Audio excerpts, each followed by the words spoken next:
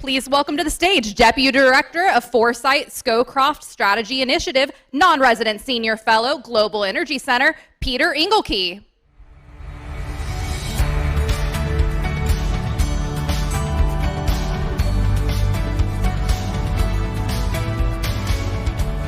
Well, good morning, everyone. I hope we've all had a productive and enjoyable conversation this morning. I know I've learned a lot myself. As stated, my name is Peter Engelke. I'm with the Atlantic Council, and we're going to be exploring on this panel for the next 45 minutes the state of global food security. Not a small topic, but really looking into what we consider to be the primary challenges facing the world when it comes to the question of food security, and beginning to explore some of the solution sets as well. So joining me on the stage, I have an illustrious panel of experts and officials who really run a gamut, I think, both geographically and in terms of their areas of expertise. And I'd like to introduce them for you. So to my left is Ambassador Vasil Hamihanen, who's the ambassador of Ukraine to the Republic of Indonesia. Welcome, sir. Thank you. Nice to see you. To his left is Bo Holmgreen, who is the founder and CEO of Scholars of Sustenance, which is an organization focused on food waste in Southeast Asia, and also here in Indonesia. Then we have Dr. Michal Kurtyka, who is the former Minister of Climate and Environment for Poland, and I believe you're also a brand new non-resident senior fellow at the Global Energy Center, which is a sister center here at the Atlantic Council. And I would like personally to welcome you to the Atlantic Council family. Thank you. Then to his left, we have Guy Margulies, who is the Principal Deputy Foreign Policy Advisor at U.S. Indo-Pacific Command. And then at the end, here we have Lakshmi Prasvita, I hope I did that correctly, who is the Head of Communications, Public Affairs, Science, and Sustainability for Bayer, Indonesia. Welcome. And then I see that we do, in fact, have on screen, joining us virtually, is Maria Teresa Nogales, who is the founder and executive director of Fundación Alternativas, which is located in Bolivia. And so there she is right there. Yes, MT, can you hear us? I can. Good morning. Welcome. All right. Well, welcome to you all. So as I said before, we only have, unfortunately, 45 minutes for this incredibly important conversation, and really a diverse set of perspectives we're going to be hearing from this morning. So let's get into the questions. So really what I want to do first is ask all of you to answer the same question, if you will, which is specifically, I should say, what do you see as the most pressing current challenges to global food security?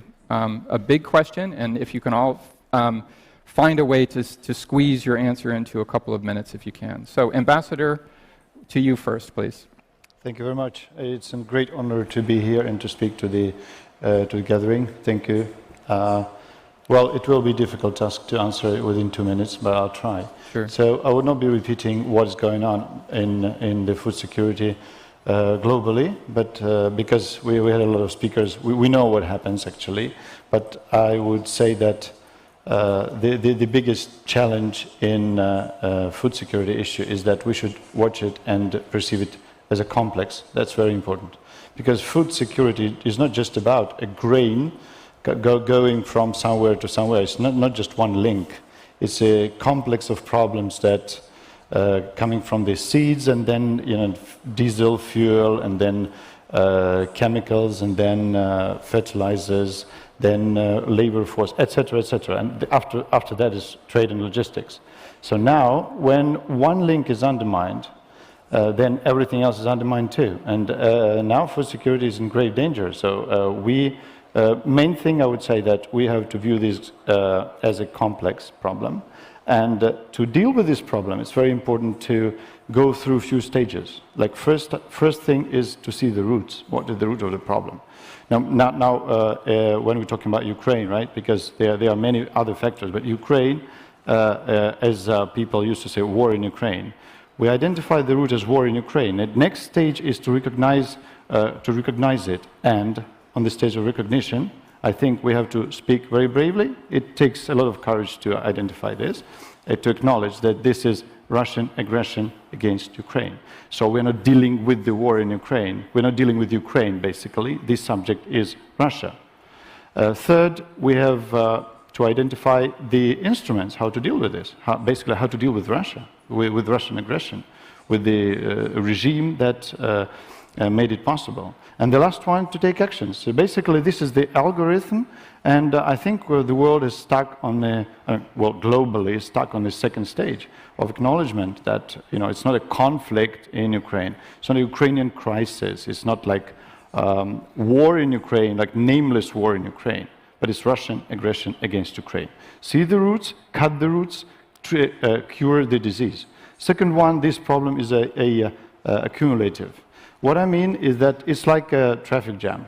It takes 10 minutes to get a jam, and then it takes like 1 hour to get it, resolved. So to mitigate the consequences of the food crisis, it will take maybe months, maybe years after what happens. And every day, every week of the aggression will get 1 month, 2 months, maybe years to get it resolved. So we have to look at it globally, we have to be responsible, and we have to be very much courageous and brave to acknowledge, to say A, what is A, what is B, B.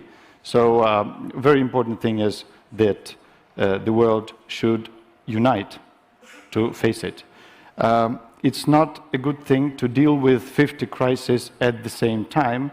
It's like, pouring the water from the spoon onto the fire, when you can use the fire extinguisher and just extinguish the fire in a couple of minutes. So rather than to deal with 50 different problems, food security, logistics security, energy security, whatever it is, we would rather deal with one problem. And the name we know, it's Moscow fascist regime. So basically, I would say that if we are united, we are stronger.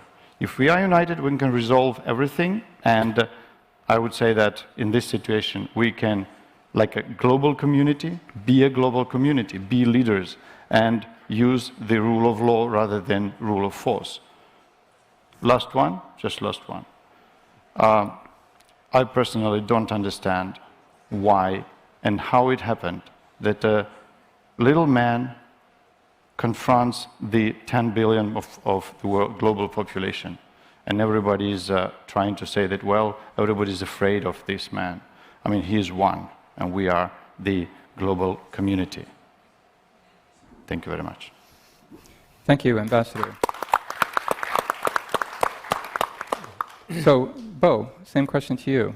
Yes. You work in this region of the world. From your perspective here, how do you see sort of what do you think is the most important or most pressing challenge related to food security from the perspective of your work? Well, I come at it from a different way.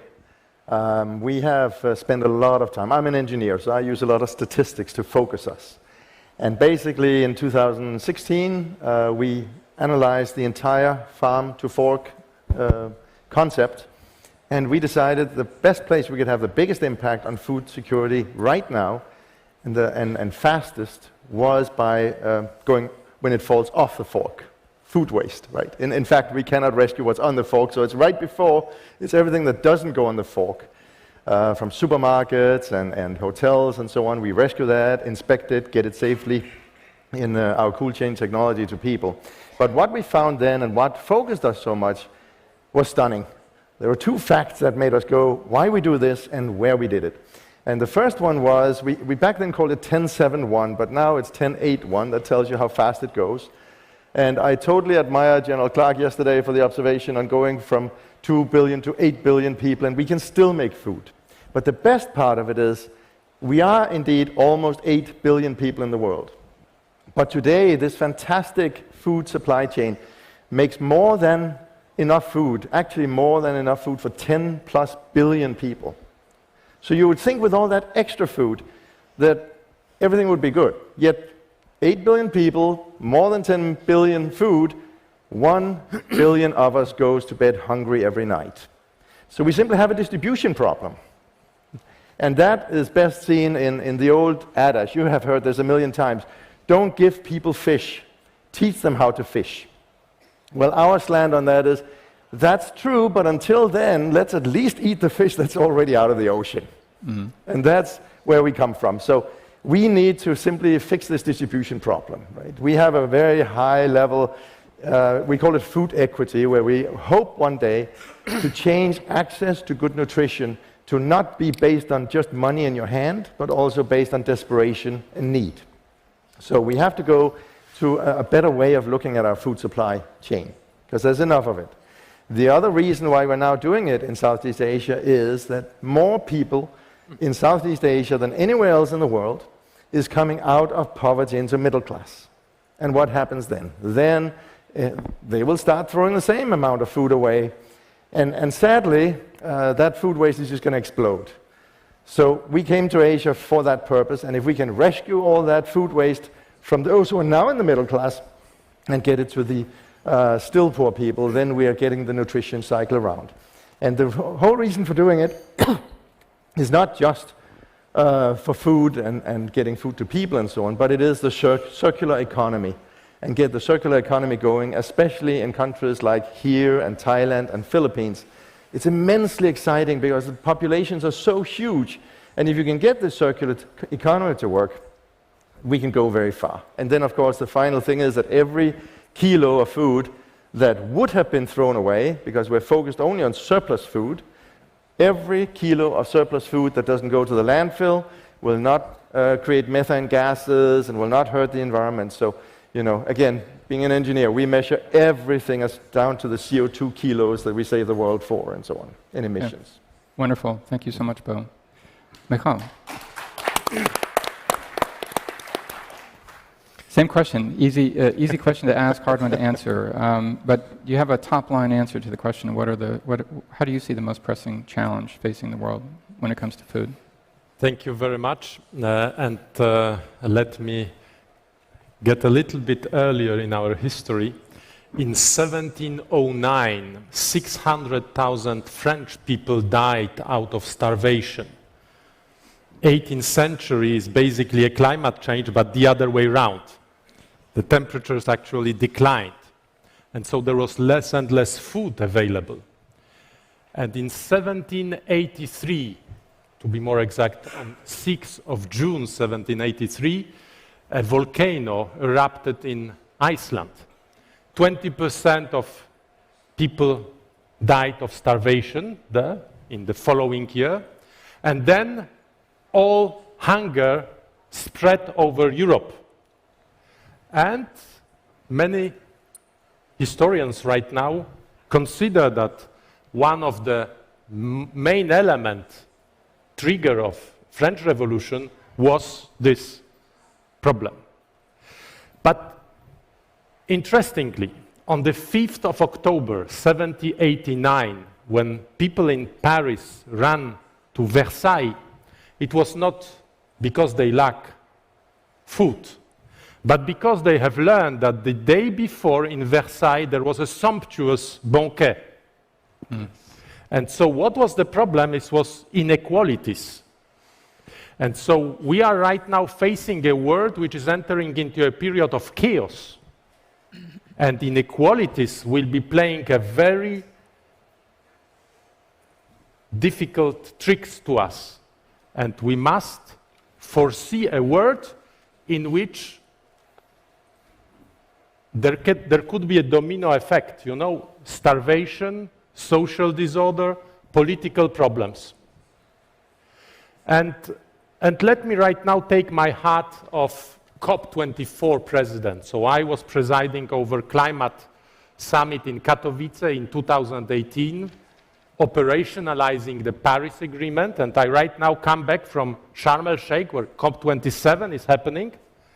And so let me put my environment and energy hat and add to that in today's intertwined world, and thank you very much, Ambassador from Ukraine, for reminding us that Russian aggression against Ukraine is sending tectonic waves on the world in terms of energy prices, gas prices, food prices, inflation, insecurity. That's an important element. But the other important element is the equivalent of volcano erupting in Iceland in 1783 are today's energy technologies. They are polluting. They are not preserving water, pesticide, plastics. All that is making us living in an intertwined world. And what is going on in Ukraine is impacting Indonesia. What is going on in Indonesia is impacting US. So we must tackle this problem together.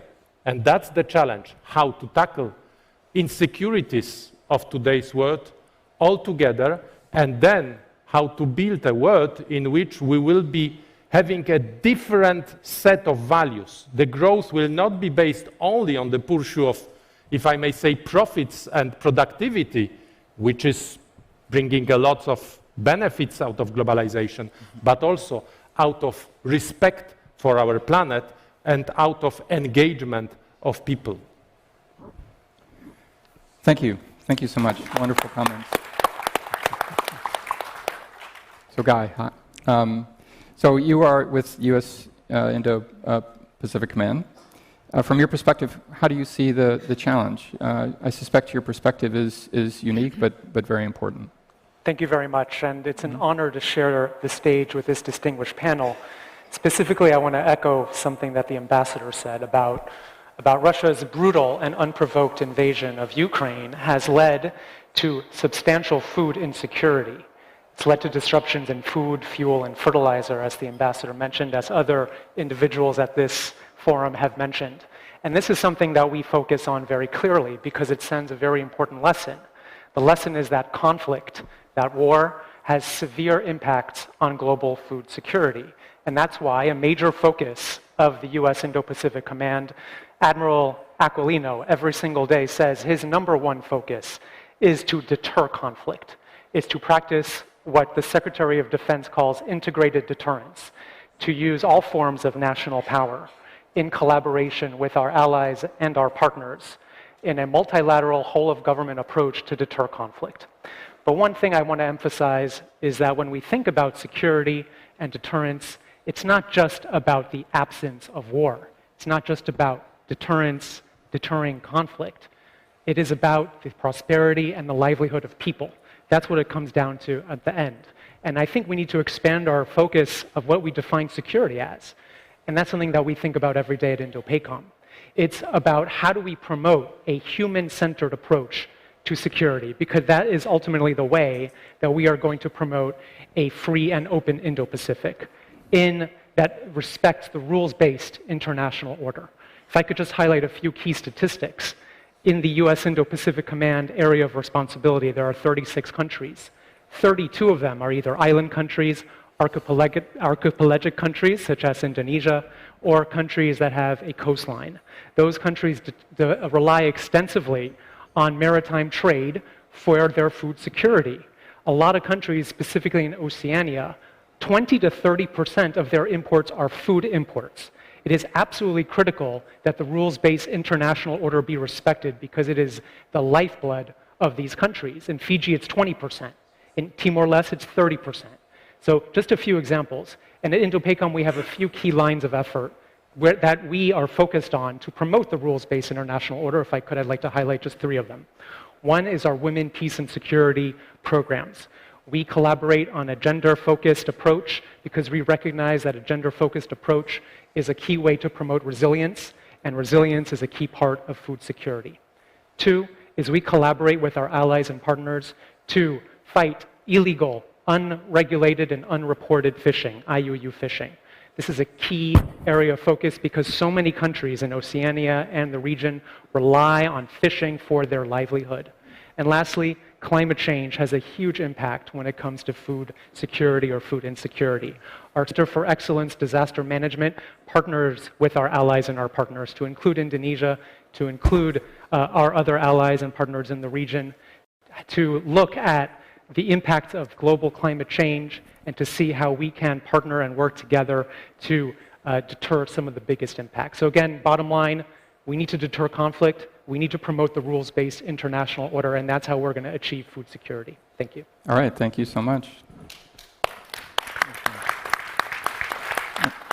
And Lakshmi, so same question. How do you see the challenges facing us in the world today when it comes to food? Okay, thank you. And I would like to greet my Minister of Agriculture, Pak Syarul. Assalamualaikum, Bapak. And we have also Pak Secretary General of Minister of Agriculture, Pak Kasdi. Selamat siang, Bapak. And Pak Hashim. Please allow me to sit here and talk about the food security, and I will talk about the food security in Indonesia. So if we take a look, have a look at the Global Food Security Index in 2022, actually Indonesia is improving. Yeah, we are green in the food security. So congratulations to us. We can weather the storm of this global supply chain disruption. But if we zoom in detail into the Global Food Security Index, the highest score is in the food affordability. So it is affordable. The government is doing really good in managing the inflation in Indonesia. However, if we take a look at more detail at the lowest point is the food availability. So that is the lowest point in the index of food security in Indonesia. The food availability having the lowest score is because of due to the supply chain, the global supply chain disruption, the access to the farming technology, the access to the farming R&D, yeah, and those are the things that we need to put our attention if we want to improve the food security index of Indonesia, yeah. So the importance of the access to the technology to the farmers, the availability of the input, and the access to the global supply chain infrastructure. So I stop there. Maybe we discuss more about what's the solution then from the private sector view on this global, on this pressing issue of security. Okay, thank you so much.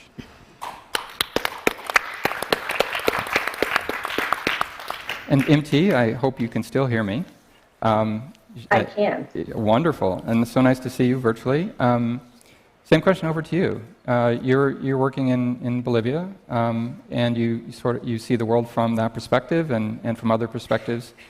From that geographic region, as well as from your own experience, how do you see this equation? Sure. I mean, I think we can all agree that we're facing a set of compounding factors. Climate change, the loss of biodiversity, degraded and contaminated natural resources, economic insecurity, energy insecurity, rising inflation, urbanization, I think is a subject that's not touched upon sufficiently, which is definitely changing not only our production, but also our diets.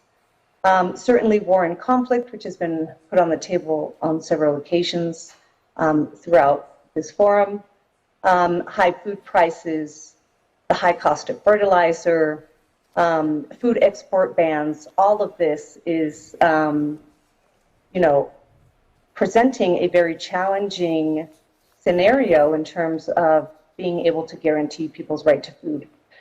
But in addition to all of this, I would like to highlight two factors. One, the invisibility of all those people who work and are part of our food systems.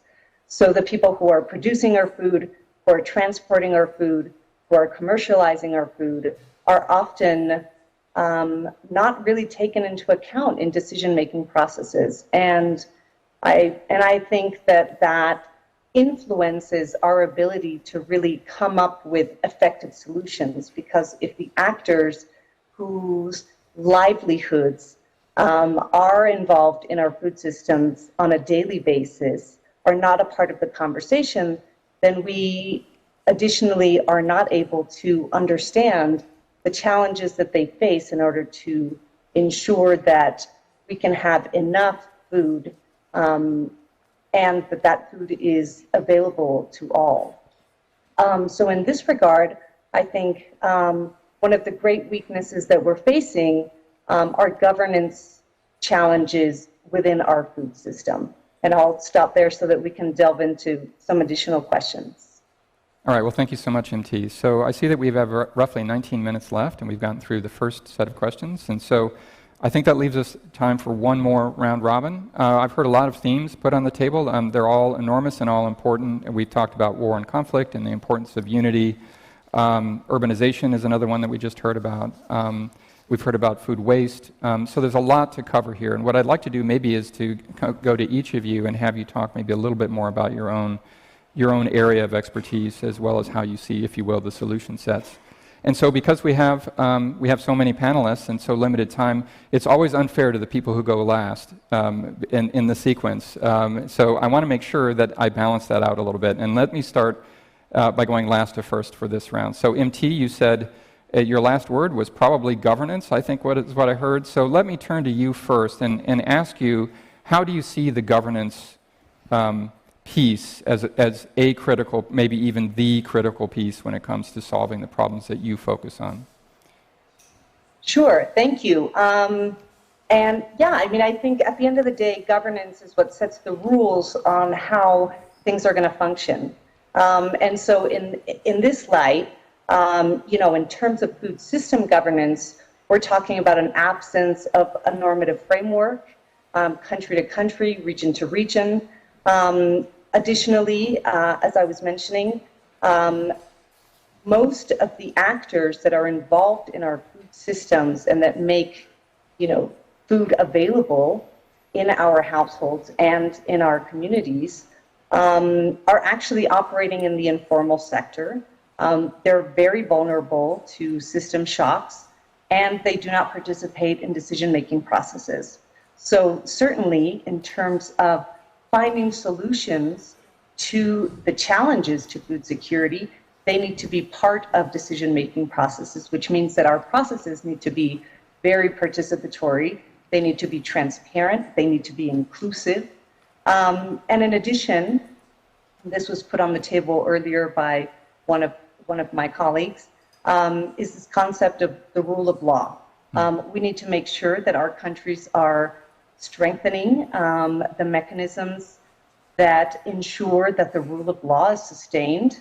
And that's especially important when we're talking about generating guarantees for private sector investment.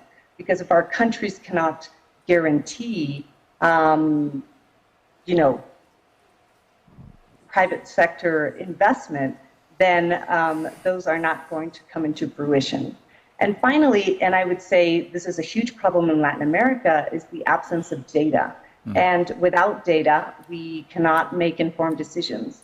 And so I think there's a lot of work that needs to be done in terms of governance and decision-making processes and ensuring that we have sufficient data to make appropriate decisions, to make wise investments that can actually help us improve infrastructure and logistical systems and supply chains and production. Wonderful, thank you so much. Lakshmi, maybe I can turn to you next because you were fifth on the list. I want to make sure we come to you sooner rather than later so that we're fair. Thank you. You said something in your remarks about the private sector. Obviously, that's the sector you're in and you come from. So I'm wondering if you might speak a bit to this sort of business model or models that might be applicable to solving some of the problems that you're focused on. Yeah. Thank you for the question. Yeah. So, what is the private sector view on this food security challenge, and how do we sort it out? So, at the heart of the agriculture of the food production, at the heart of it is the farmers, and we know exactly that most of the producers of the food in this world is smallholder farmers. Yeah? About 80% of the food production in the world is produced by the smallholder farmers. 70 to 80% of the agricultural land is in the process by them. So it's very important that we empower them. We empower the smallholder farmers. We give them the access of technology, if possible, the most advanced technology as fast as possible to the smallholder farmers so that they can get all the opportunity, the best opportunity they can have to produce more food. Yeah. So the government of Indonesia has been very open with this access to technology by allowing the latest technology of the biotech to enter Indonesia and to be used by the smallholder farmers to improve their productivity. However, it's not enough. The training to the smallholder farmers and equip them with the technology itself is not enough, because when they produce lots of foods, where do they sell this, the harvest? This is very important. So not only we empower the smallholder farmers, which is very, very important at the center of the food security, but also how to get the farmers into the supply chain of agriculture, into the business supply chain. And this is where it gets more complex, yeah? Because we need to create an ecosystem of business on rural level, not only involving the smallholder farmers, but also the rural entrepreneurs, so that the ecosystem of agriculture in that rural, can have a viable business model. And only with this viable business model, we can then sustain the food production, yeah, to weather all of the disruption in the supply chain. And so what we do as the private sector is we develop a public-private partnership approach to develop the business model, what we call as the closed-loop business model, where we lined up all of the actors along the supply chain, from the smallholder farmers, the bank, the insurance, the agro input providers, and then the off-taker itself, so that all the risk of the business is distributed evenly along the supply chain, and everyone in the supply chain bear the risk. And this model will be very it is for the bank to give a safety for the bank and financial institution to pour the money into the supply chain. So it is I think an effective model that we can try to scale up to make it bigger, and also to replicate in the other area. So with the empowerment to the smallholder farmers with the most advanced technology, include them in the supply chain of the agriculture, and also being inclusive as well to the local entrepreneur, yeah, the small agriculture kiosk in the village, for example, into the supply chain. And if we zoom out more macro to the more global level, to include this as MSME, the micro, small, medium enterprise, into the local supply chain, regional supply chain, and then global supply chain. By creating this business model all together, all of the public and the private sector together, I think we can have a bright future in the food security. Wonderful. Thank you so much for that answer. Guy, you're next on the list. So you spoke about, among other things, right, the roles and responsibilities that your organization has in sort of the area of freedom of navigation, and the current challenges, of course. But over the longer run, what do you think the keys are to sustaining a world wherein we have freedom of navigation in most, if not all, places that count, including places in this part of the world? Yeah, if you could just maybe give us your thoughts on that piece. Sure, thank you, Peter. I think it's not just freedom of navigation, but freedom writ large, a free and open Indo-Pacific, freedom of commerce, freedom of aviation, all the freedoms that we rely on as part of the rules-based international order. Yeah. So freedom of navigation, of course, is critical because so many of the countries in this area rely on maritime trade specifically, but it's not just that. And it's not just the United States either.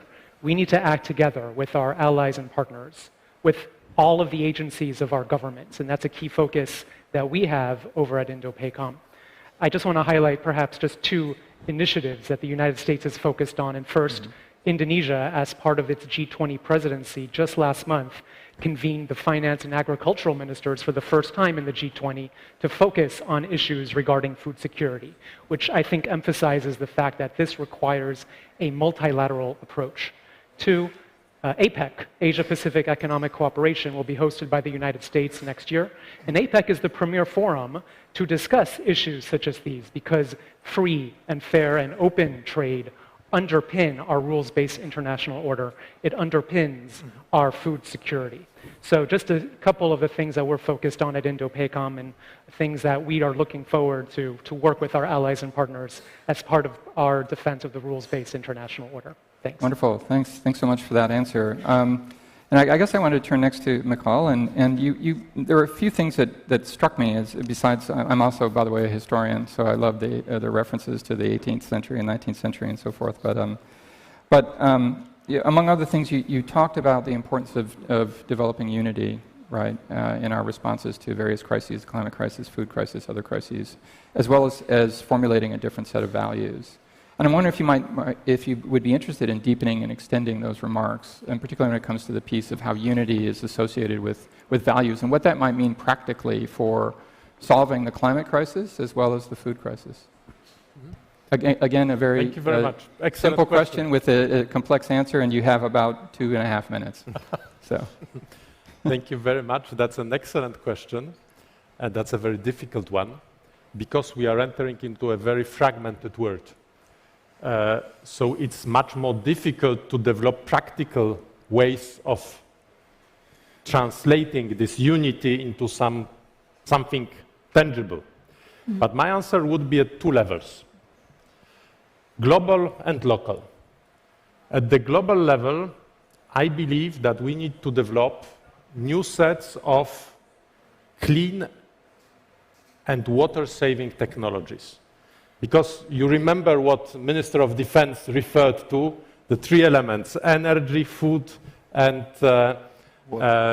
water security. So I believe that we should develop at the level of global community, and that's an effort of science, that's an effort of enough scale for these technologies to develop. We need to develop water savings, pollution-free, emission-free technologies.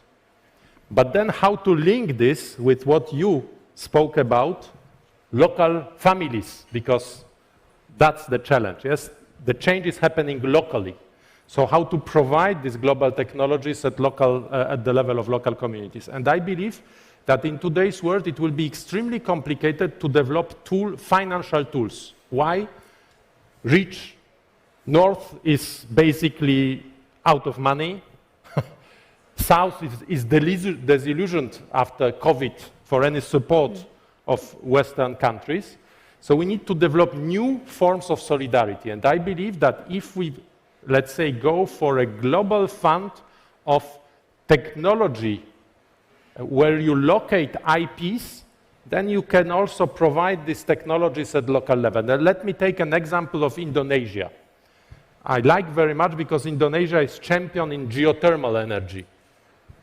World's biggest resources of geothermal lies here in Indonesia because of volcanoes, etc. But this is extremely water-consuming technology. Yes, you need to extract the heat with water from deep of the ground. But there are right now research in California, an example for our American friends of solidarity, of deep water-free geothermal. So why not to put at the disposition of Indonesia this water-free geothermal technologies so that local communities can develop their own energy sources and they can become resilient in terms of their ability to produce not only energy, but also out of this cheap energy, also food and safe water. Thank you. Thank you so much. So, Bo, the problem of food waste is enormous globally, right? Yes. But you've been running a very successful nonprofit here in the region that has made, I think it's fair to say, significant inroads into addressing this problem. I'm wondering if you might draw from that experience and talk about how scalable the solution set you found is to the rest of the world. Well, it's certainly scalable, and that's why it's so important that we do the right research and we get lots of people on board to create a lot of little SOSs around the world and so on, right? But we looked at the supply chain, right? And we've heard these 2 days about everything from fertilizer to not having war and so on, right? So I'm going to go back to my walk in Kiev, of all places, right? And I was creating SOS at the time, and I had never heard of the Ukrainian Holocaust before. I must admit, I was uneducated on that, right? But I went down to those big rocks where they have the carved letters, and I was standing there reading for an hour. It was cold, but I was so fascinated, because this is when Stalin simply took all the food away from Ukraine and brought it to Russia. And I don't know how many millions of people died from starvation, right? So we can optimize society. That's what we're doing with circular economy. We're optimizing everything we can to make it the best possible world for all of us. But if you have crazy people that just do things like that, as you talk to, there's little we can do. So government has to come into it. Government needs to work together, but governments also need to do their own thing. The first thing that happened in America, which was great, was something called the Good Samaritan Law. You know, everybody sues each other in America, right? But the Good Samaritan Law is that I can give you food, and if I don't have any reason to believe it's bad, even if it was bad and somebody gets sick from it, you cannot sue me, right? The other good thing that comes now from America is this focus on not having a expiration, a best buy date, right? A real expiration date, that's okay, but a best buy date, so many people look at that and throw it away far too early, right? And that's where we have to come with the SOS cool chain trucks and pick all this stuff up and recycle it same day out, right? And there are just some things what government can do, and the last thing governments really need to do, and I love the fact if we are actually going to send a strong message to the G20 leadership, it has to do with the environment, right?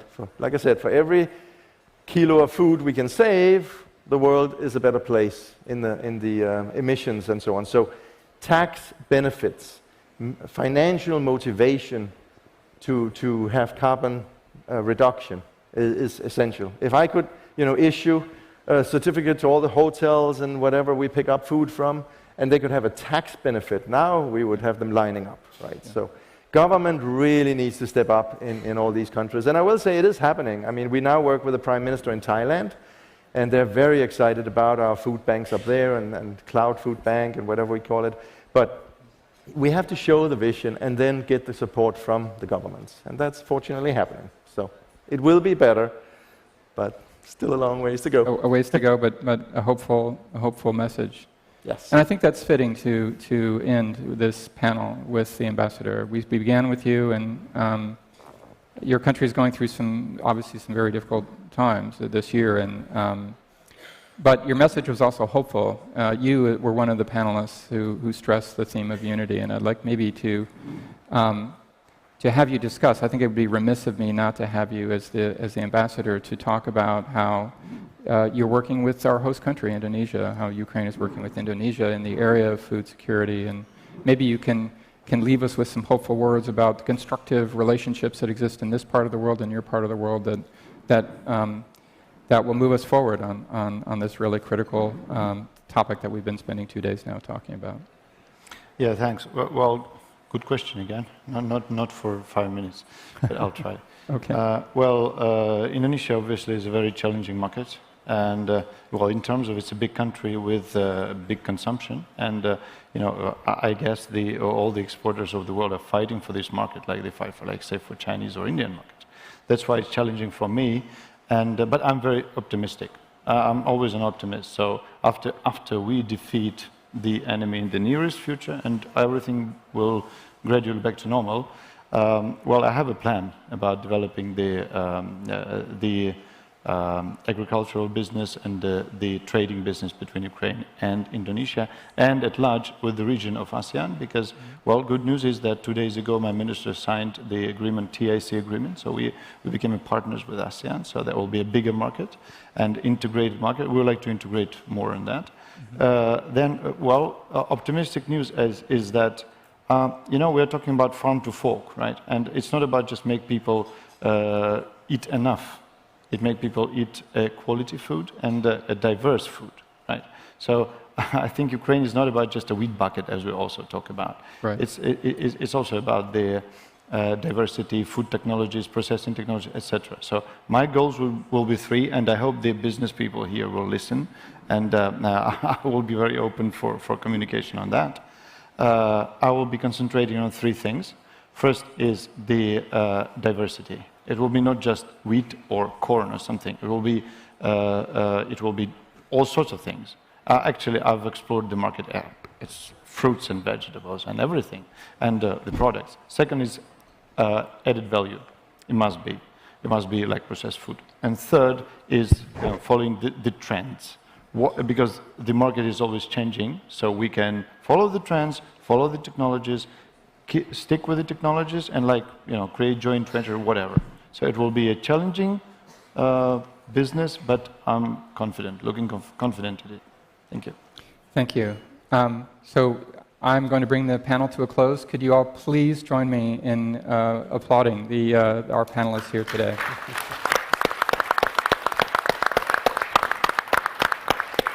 And once again, thank you all for attending this conference. As a representative of the Atlantic Council, we're delighted that every one of you is here, and we look forward to a robust afternoon of conversations. Thank you so much. Thank you. Thank you. Thank you, everybody.